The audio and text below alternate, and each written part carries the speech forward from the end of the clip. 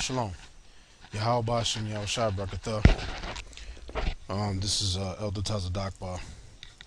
And I wanted to talk today about one of the cornerstones of information that we as Israelites, or Hebrew Israelites, you want to call us, use to prove that we're Israelites, other than the Bible, the Apocrypha, the book Babylon the Timbuktu by Rudolph R. Windsor. The Zondervan Compact Bible Dictionary is one of the cornerstones as reference material or information that is used by the Hebrew Israelite community, so to speak. And the reason I want to talk about it is because there's one simple thing in there when you look up the Ham definition, and it tells you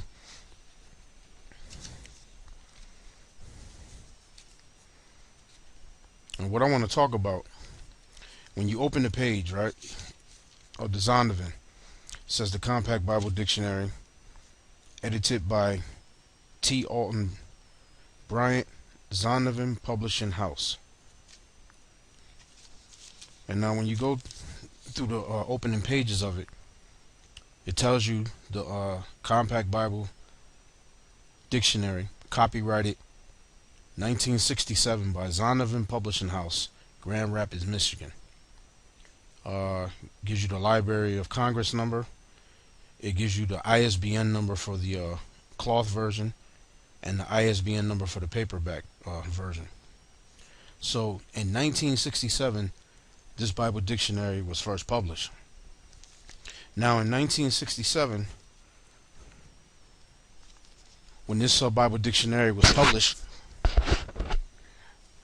a lot of you in the Americas at that time didn't know that you were Israelites, or there was a very select few that knew that they were Israelites. One of those select few, Abba Bivens, and then you had Mo, Ariyah, and Yaquab, and the men that came in under them. But now we're here in 2016. So in 1967, when this was first published, you go to page 213 and you look up Ham. It says Ham, the youngest son of Noah, born probably about 96 years before the flood, and one of 8 persons to live through the flood.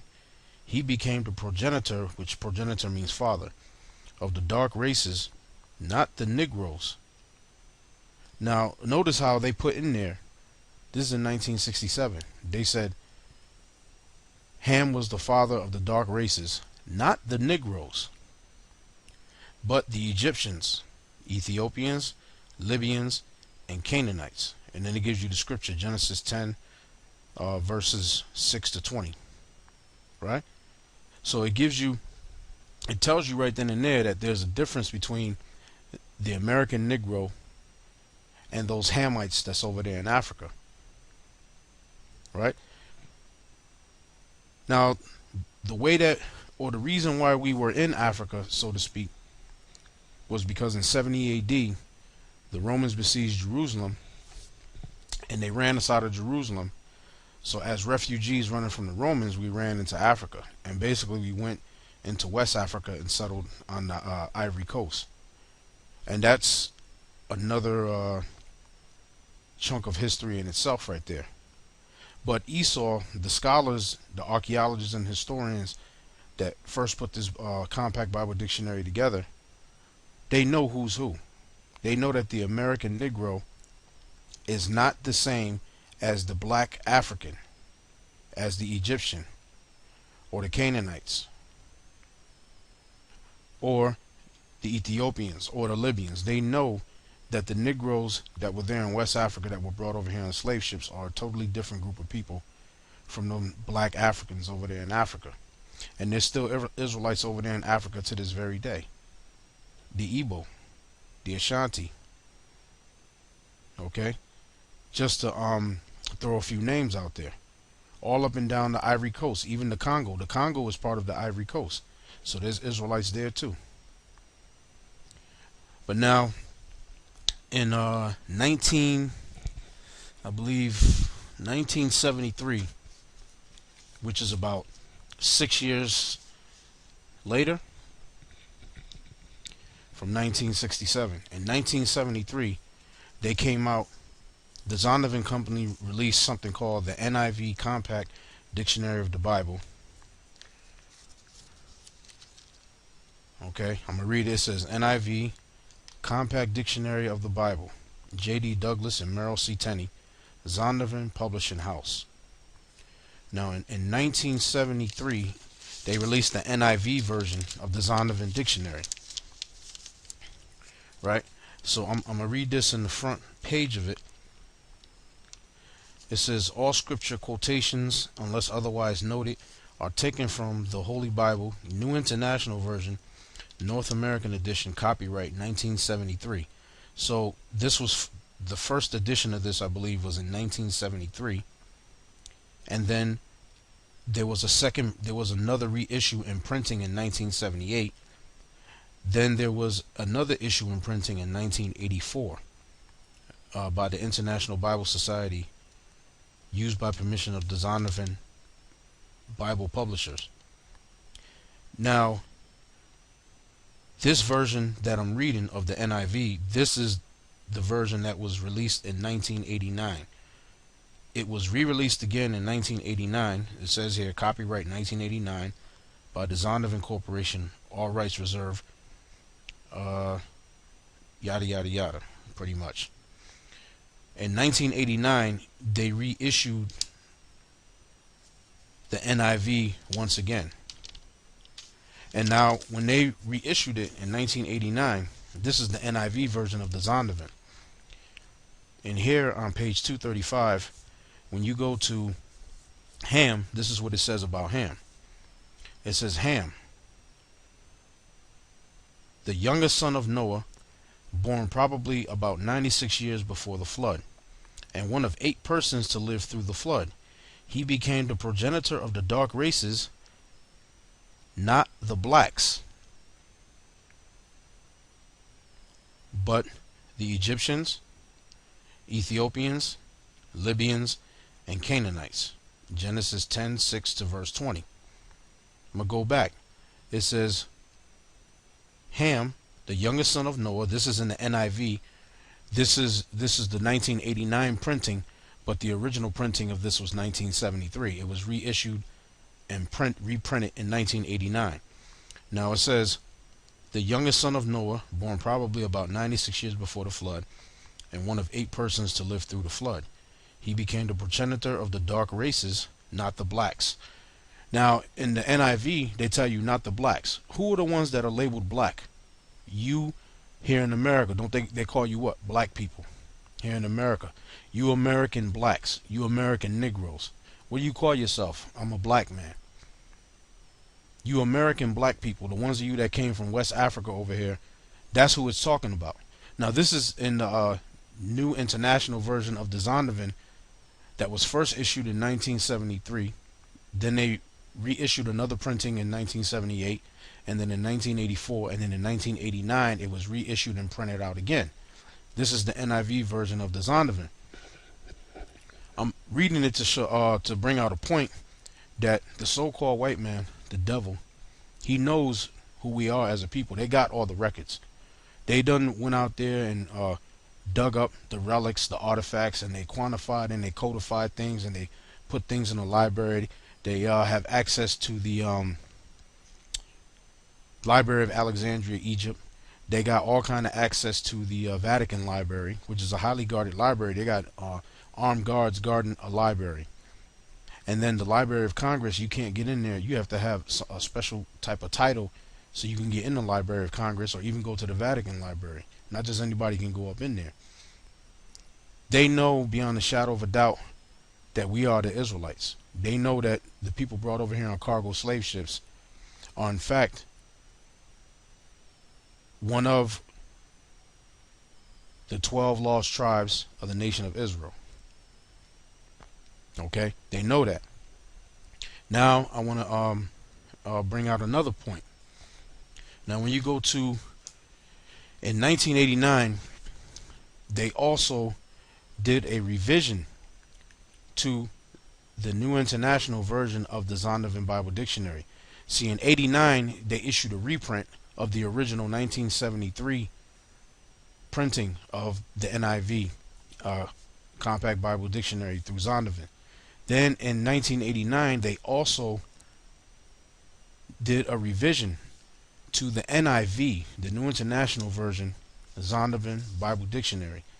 And in 1989, and you'll see on the screen, because there'll be pictures popping up on the screen showing you what the cover of the book actually looks like, so you can know what to go and look for if you want to look for it yourself. Pictures of what the cover of the three different Zondervans that I'm reading is going to be flashing up on the screen, so you'll know which is which when I'm speaking about it. But in 1989, the NIV Compact Dictionary of the Bible, again, J.D. Douglas and Merrill C. Tenney, Zondervan, the Zondervan publishers,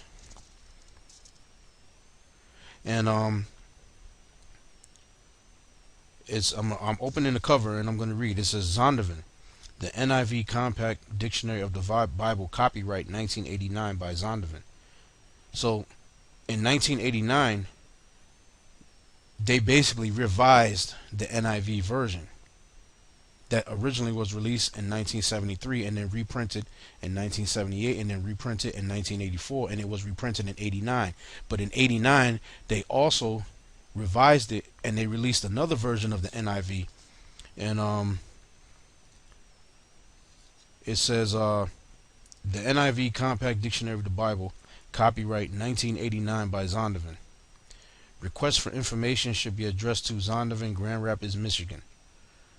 Then it shows the Library of Congress, the ISBN number, so on and so. Then it goes down and it says NIV is a registered trademark of the International Bible Society. All scripture quotations, unless otherwise indicated, are taken from the Holy Bible, New International Version, North American Edition, copyright 1973, 1978, 1984 by International Bible Society, used by permission of Zondervan. Now, they re-released this in 1989, but then what they did was, there's two versions of this one out. The one I'm holding in my hand, I'm reading from, has a different cover from the one that the NIV that I read to you previously. That NIV has a green cover, right? And this one, this cover is more of like a, I don't know, I guess it would be like more of a dark brownish background with kind of like a dark brownish background with like a burgundy and I guess I don't know, gold letters or something like that, right? And this one was issued in 1989 when the other Zondervan was reprinted in 1989. Now what they did was this: when you go to read Ham in this one, on page 235, it says Ham, the youngest son of Noah, born probably about 96 years before the flood, and one of 8 persons to live through the flood. He became the progenitor of the Egyptians, Ethiopians, Libyans, and Canaanites. Now notice in this version, it didn't say he became the progenitor of the dark races, not the Negroes or not the blacks. It just said he became the progenitor of the Egyptians, Ethiopians, Libyans, and Canaanites. Now from 1967 to 1989, what information has changed in these 3 different versions of the Zondervan Compact Bible Dictionary? Absolutely. The only thing that has changed is that the Israelites have awoken. Alright? Is that the Most High has woken us up out of sleep. That's what has changed. And with the Lord waking us up out of sleep, what do? We went and started doing research. We went and started doing research and found out who we are. Found out that we're Israel. We found out about the history of Judah, Benjamin, and Levi. Because in 70 AD, when the Romans sacked Jerusalem, Judah, Benjamin, and Levi were the only 3 tribes left in Jerusalem. Fleeing from Roman persecution, they ran in all directions, but a big number of them ran into Africa. And then later on were rounded up by the Hamites, the actual Africans, the Arabs, and sold to the so-called white man for musket guns and wine in what was known as the transatlantic slave trade. So this so-called white man, or the so-called Jew, by the way, he controls all of the book publishing companies. He controls all of the media. He controls all of the news media, radio stations, book publishing companies. They control the internet. They control how information is gathered, how information is shared amongst the people, how information is printed, how information is even taught in the classroom. The so-called white man has done that. Now, I say that because there's something called the protocols of the learned elders of Zion. Now, the protocols of the learned elders of Zion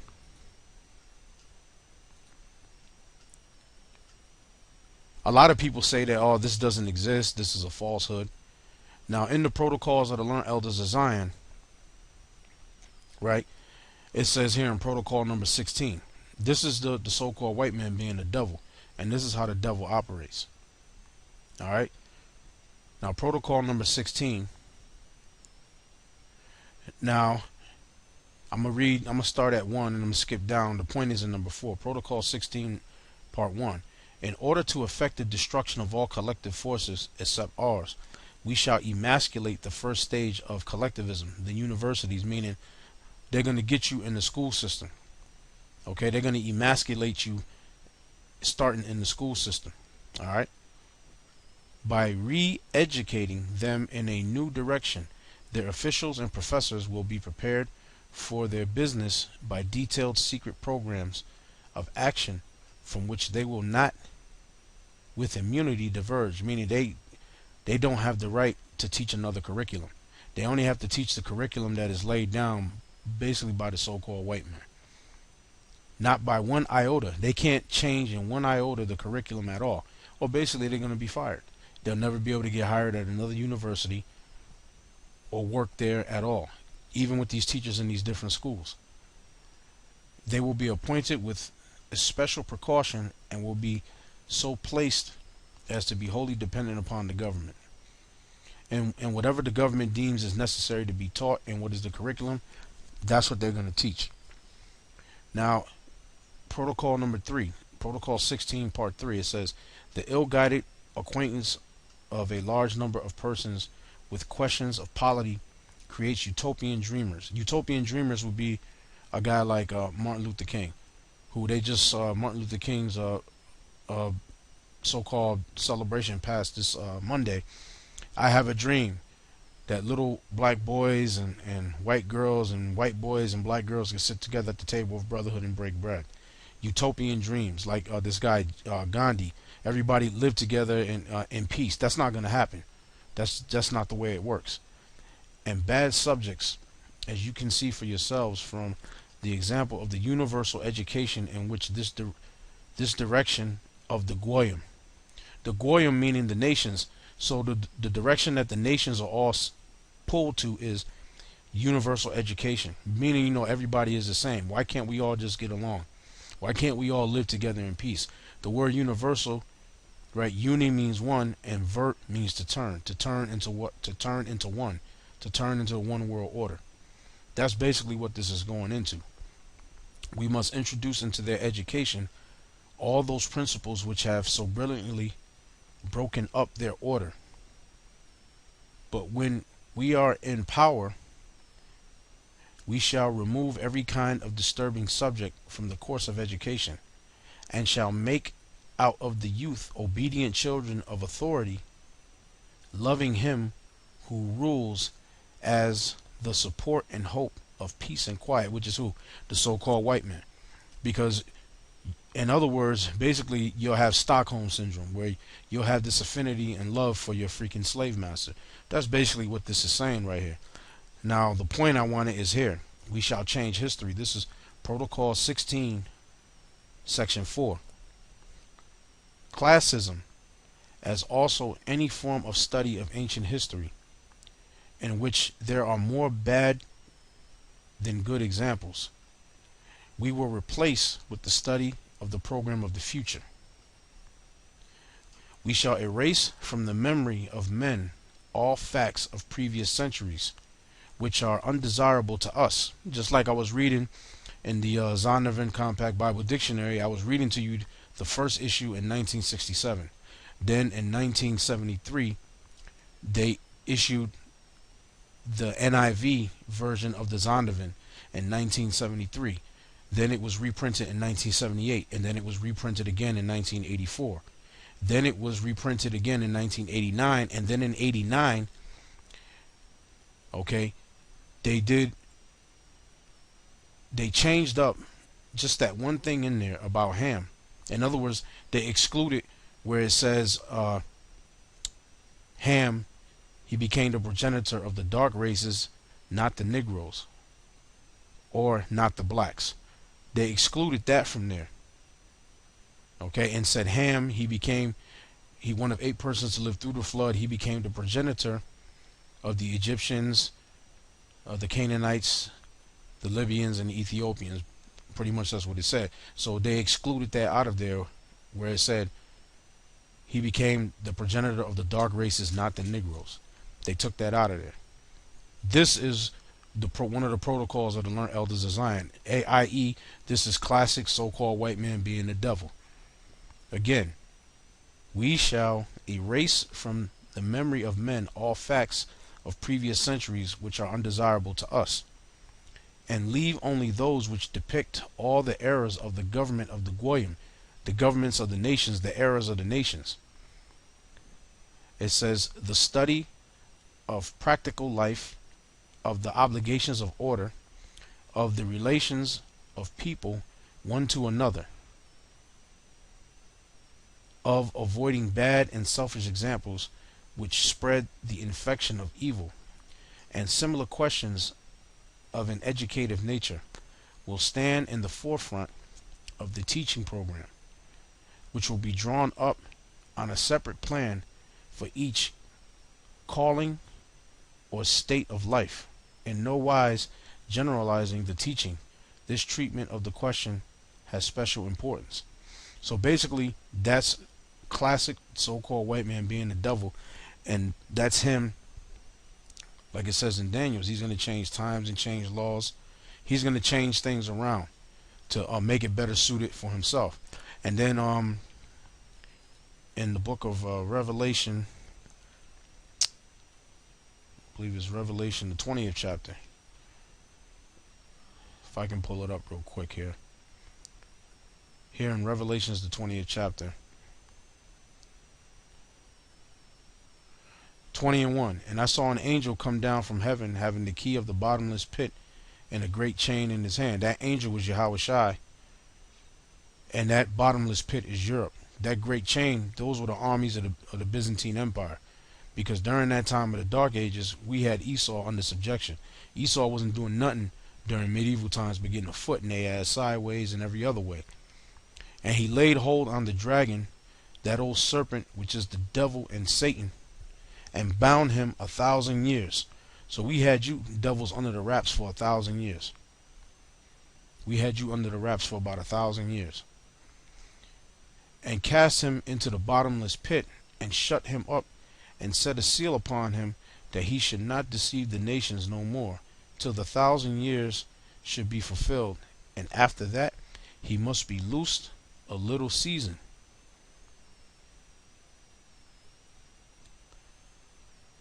He must be loosed a little season. That little season was basically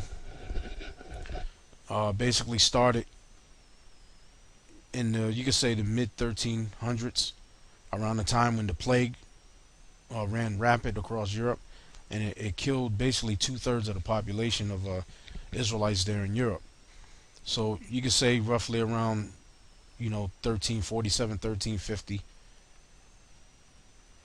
was the pretty much the time when the plague came up, and that's about the time when the 1,000 years was over with, and he was loosed for a little season. Because shortly after that, what happened? If you know anything about the Byzantine Empire, Constantinople which was the eastern part of the Byzantine Empire, fell to the Ottoman Turks around that time period. Constantinople fell. Some years later, the city of Granada in Portugal, over there in Spain and Portugal, that the Moors held for like 700 years, fell. Esau got up in there and got control. The Borgias came in and bought their way into the papacy. Columbus voyage coming over here to the New World, 1492. A lot of these things was happening in that time period and in that era, because that was basically the time of the 1,000 years being fulfilled. Okay, Esau was up in there. That 1,000 years was basically pretty much done. 2/3 of Jake was diminished in Europe. The armies were diminished. The people were diminished, riddled by the plague. And then Esau came back up into power. And he been in there, like the scriptures say, he must be loose a little season. He's been in there for his little season was from then up till now. Verse 3 again. Revelations 20:3. And cast him into the bottomless pit, and shut him up, and set a seal upon him, that he should deceive the nations no more. And the key point is that he should deceive the nations no more, because Esau's number one weapon is deception. His number one weapon is deception. It says, and set a seal upon him, that he should deceive the nations no more, till the 1,000 years should be fulfilled, and after that he must be loosed a little season. And Esau, he's still in his little season. And one of the things, current things that he's doing, this devil is doing, there's an article that goes back to October 6, 2015. And we've talked about it a few times, or a time or two. We've talked about it a little while out at the main camp. And how they're changing up the history in the textbooks, dealing with how African Americans came here to the United States, how you Israelites came to the United States, Judah, Benjamin, and Levi. It says, Texas mom accuses textbook company of erasing history with one word. Now, this article is October 6, 2015. It says, a Texas mom posted a video to Facebook and Twitter last week that sparked anger over the content in her son's geography textbook. The New York Times reported on Monday, mind you, this is an old article, the textbook referred to Africans who were brought to American plantations between the 1500s and 1800s as workers rather than slaves. So what they're doing now, basically going back to what I was reading, the protocols of the Learned Elders of Zion, Protocol 16, Section 4, they're erasing, they're trying to erase that sty on them, which is slavery, because that's frowned upon. Everybody frowns upon that, and there's no getting around that. So they're trying to erase that out the textbooks and to not have it being taught anymore. And the new generation that's coming up, pretty much in some generations down the line, this kingdom is able to continue, which is not. They'll believe that Jake came here as workers from West Africa, not as slaves. That's how this devil gets down. But you devils think that you're not going to pay for slavery, but the Most High has a trick for you. You devils are going to pay for slavery based off of what the Bible says. Revelations 13, 9 and 10. It says, if any man have an ear, let him hear. He that leadeth into captivity is slavery, shall go into captivity. So the Bible says, he that leadeth into slavery is going to go into slavery. How the Negro get here to America on cargo slave ships? You can't get around that. That's a fact. He that killeth with the sword must be killed with the sword. You killed over 100 million Negroes in that middle passage of the transatlantic slave trade. And you also murdered over 77 million North American Indians to get control of this land. Whether it be through killing villages full of women and children while the braves were out hunting, or whether you riddled them with the smallpox disease, and that wiped out most of the population of the Native Americans here in North America.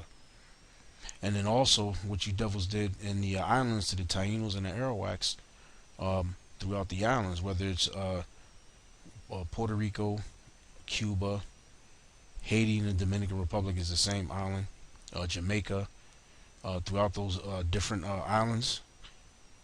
The Tainos and the Arawaks were all through those islands, and you systematically butchered and murdered them and made sport of them. So it says, "He that leadeth into captivity shall go into captivity. He that killeth with the sword must be killed with the sword. Here is the patience and the faith of the saints." And with that, I'm going to say shalom.